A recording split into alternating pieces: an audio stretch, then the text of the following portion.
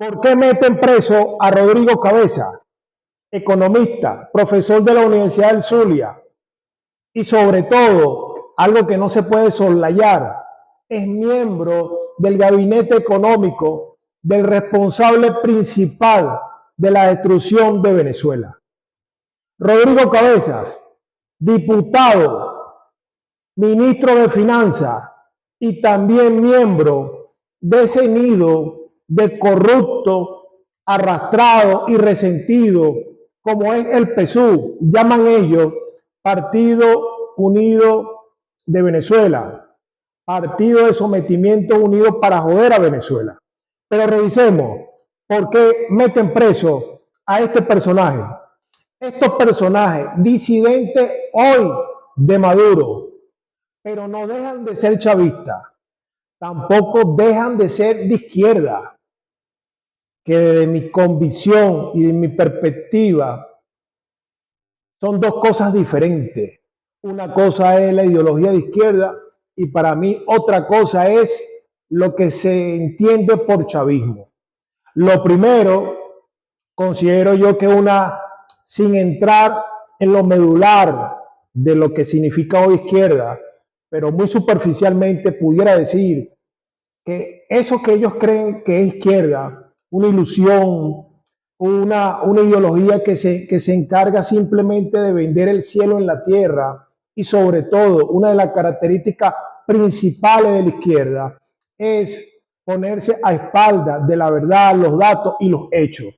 Y el chavismo en realidad es un grupo de resentidos delincuentes que han tomado la bandera de la izquierda para asaltar el poder.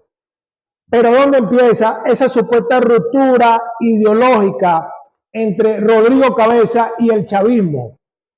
Hoy el chavismo apoderado del tirano Nicolás Maduro. Bueno, lo primero que debo decir es que Rodrigo Cabeza, desde sus bases ideológicas de izquierda, soy un militante de la izquierda desde los 13 años de edad, no abandono ese pensamiento de justicia, de igualdad, de libertad, de socialismo democrático. Esa es, bueno, mi ilusión, a lo mejor estamos equivocados, pero esa es mi ilusión. Rodrigo Cabeza escribe una carta a la izquierda internacional solicitándole que no otorguen solidaridad automática a lo que él entiende hoy no representa ninguna revolución, refiriéndose al chavismo. Pero escuchemos. En la carta, si tú ves, lo que yo le pido a ellos, a los hombres de izquierda democráticos del mundo, es el centro de mi planteamiento, es que no le pueden seguir dando solidaridad automática a lo que no es ninguna revolución. Y siguió señalando que no se le puede otorgar, permitir solidaridad, apoyo ni respaldo a aquellos que ofrecieron democracia y en la práctica se convirtieron en una autocracia. No le pueden seguir dando solidaridad automática a los que ofrecieron una conducción ética, moral, transparente, manos limpias en la conducción del Estado, y sabemos todos que aquí se ha convertido esto en la corrupción, una especie de metástasis general en la República. No le pueden seguir dando solidaridad automática, sobre todo en este punto que voy a afirmar, y así por eso lo desarrollé y fue uno de los que más ampliamente desarrollé. No se le puede seguir dando solidaridad automática a quienes se llaman socialistas, hombres de izquierda, y entonces desde el gobierno se ha iniciado en estos años una persecución contra los que piensan distinto, unas detenciones arbitrarias, torturas. No puede ser. Y Rodrigo Cabeza siguió apuntando con sus cañones a donde fue su aposento, su recinto, su seno político. Y señala lo siguiente: que esta es la batalla entre un gobierno aislado, de espaldas a la nación, de espaldas al pueblo, una élite que derivó en corrupta, que inventó quedarse en el poder como sea y a costa de lo que sea, así fuera el sufrimiento de la nación, es la batalla contra una nación, una república, un pueblo que reclama una salida democrática, civilizada, pacífica, constitucional y electoral. Aquí, en síntesis, Rodrigo Cabeza expone que es una batalla, uno representado por el chavismo, un gobierno que está a espalda de la nación, al pueblo, que es una élite corrupta y que intenta mantenerse en el poder al costo que sea, sin importar el sufrimiento de la nación. Y el otro grupo, representado por una oposición que reclama una salida constitucional, democrática y electoral. Cuando observamos esta intervención de Rodrigo Cabeza, el cual él señala que está un pueblo reclamando una salida constitucional, pacífica, electoral, pero cuando atisbamos a todos los allí presentes, es donde aquí genera una cantidad de preguntas que no van a ser contestadas. Pero Rodrigo Cabeza, que en el 2007 al 2008 fue ministro de Finanzas, cómplice de esa élite corrupta que él hoy está señalando. Pero ¿quiénes están allí supuestamente como ese pueblo que representa o quien señala a esa élite corrupta? ¿Quiénes están allí? Henry Ramos Ayú, observemos, cómplice del chavismo. Juan Guaidó, cabeza de un supuesto gobierno interino que le permitió enriquecerse a él y a su familia. ¿Quién más está allí? Carlos Ocarí, cómplice del chavismo. Emilio Graterón, cómplice del chavismo. ¿Y quién más? Otro personaje oscuro, Stalin González, que ya hemos hablado de él. Puros cómplices del chavismo.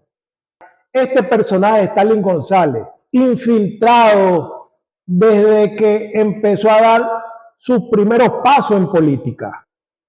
Chavista.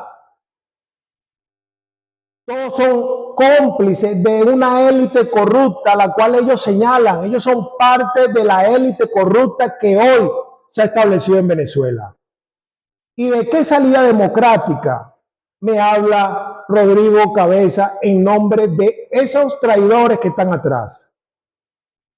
La salida democrática que ellos exponen es aquel mecanismo al cual siempre el chavismo sale fortalecido.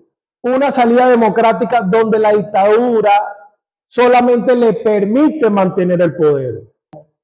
Ese no es el mecanismo ni los rostros que van a promover la salida del chavismo en Venezuela. Esos rostros que estamos observando detrás de Rodrigo Cabeza son los rostros que hoy permiten que siga viviendo el chavismo en Venezuela. Y como esa oposición es huérfana de una ideología clara, ellos aceptan a cualquiera que pegue 4 gritos al chavismo. La única ideología que tiene esa oposición es ser parte del latrocinio, del robo. Todos ellos son cómplices de la élite corrupta que hoy señalan. Pero lo que desencadenó, de alguna manera, pudiéramos decir, de que hicieran preso a Rodrigo Cabeza, pudiera salir de esta intervención. Escuchemos. Digamos que abandoné lo que fue, en mi opinión, el fraude de la Revolución Bolivariana. Y por supuesto, frente a un episodio como el que se nos está aproximando, en el que, en mi opinión, se va a cerrar el ciclo histórico de la llamada alianza cívico-militar policial, o entre comillas, Revolución Bolivariana, no podíamos quedarnos en nuestra casa o en nuestras aulas de clase en la Universidad del Zulia, sino que estamos activamente trabajando junto con la Plataforma Unitaria Democrática, para apoyar la candidatura del embajador Edmundo González. Ahí resalta que abandonó el fraude de lo que ellos llaman revolución bolivariana, que en la actualidad está trabajando con Edmundo González y sobre todo también da un ejemplo que Venezuela era una estructura de 9 pisos, de 10 pisos, una estructura, pero que esa estructura la destruyó el chavismo. La crítica que yo le tengo a estos personajes es que ellos cuando empiezan a hablar, a tratar de explicar y a señalar, están llenos de muchas contradicciones. Estos personajes nunca han hecho una crítica desde adentro. Estos personajes, cuando son apartados de los privilegios, de las prerrogativas, del poder, salen así, a señalar, a criticar. Pero estos personajes, él, Navarro y otros más, fueron personajes que ayudaron a que Chávez fuese construyendo esa Venezuela que hoy tenemos. Estos personajes permitieron el inicio de la destrucción de la Venezuela que hoy tenemos. Esa es la realidad. Ahí está la historia. El mecanismo siempre es el mismo. Las revoluciones se comen a sus hijos. Revisemos la historia. Robespierre se apoya de la derecha para liquidar a la izquierda jacobina. ¿Qué le pasó a Danton? Le quitan la cabeza. ¿Y luego qué pasó? También Robespierre es guillotinado. En Rusia pasó lo mismo. Stalin se apoya en Buhari, que era la derecha, para liquidar a la izquierda de Trotsky y Preobrazhensky. Y luego que Stalin logra liquidar a Buhari, llega él al poder.